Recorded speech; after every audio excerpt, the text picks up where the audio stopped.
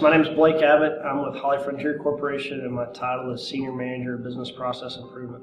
Last year we merged with Frontier Oil Corporation, and we doubled in size. And with the close of that merger, I inherited our data integrity group. Originally went live with the merger, we were experiencing over a 20% error threshold. So we were our BOL, or bill of lading processing, which is our tickets that ultimately generate a sales order and delivery in SAP. We were experiencing 10 to 12,000 errors a month.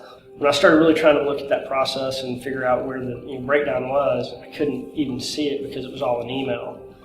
And so our first piece of this was to get it out of email. We started this process last November, very quickly implementing a SharePoint-based help desk solution kind of deal, just to manage the inflow of our master data requests. And we were still using the same Excel-based forms and stuff that had the actual data on there, but now we were getting them into a system to where we could see where they were, who was assigned to them.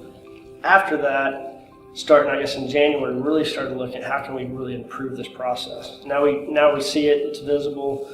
What do we need to do to improve it? And at that point, the whole process that started with a marketer starting entering the data into an email or literally a post-it note or a form or whatever, and then sending that to our contract and pricing group, where they added some information. They actually filled out the Excel-based forms and stuff, and then they sent that to our DIG group, or our data integrity group, and that group reviewed it and then retyped it all in SAP and created whatever it was in SAP. Well, just looking at that, if you think about it, all that information was getting entered and communicated at least 3 times. In a lot of cases, there's a lot of back and forth and re-entry and all this, and so you couldn't even see when it got submitted the first time, when it got corrected and submitted, so it could actually be created. So our next piece was to put it on a form. The goal of all this is to get this information into SAP as quickly, as accurately, and as efficiently as possible.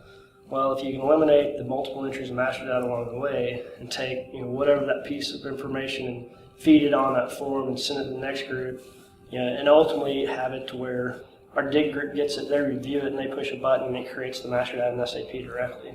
Our billing accuracy now has gone from like 91% in July of last year. Last month we were at 99.2%. We really started migrating all that stuff, like I said, the middle of May. And we went live day 1, and so we were able to do that, one, by throwing a bunch of people at it, but then 2, using a tool like the transaction piece of it that allowed us to just replicate that data, just bang, bang, bang. There's so many places you can use it. I know for me, when I bring a contractor on board today, I have to send an email to get building access to one person. I have to send a request to get their SAP ID sent to another person, and so I really see this opportunity for any place where you have to collaborate, or share information like that and route stuff. Historically, IT and the business have been separated.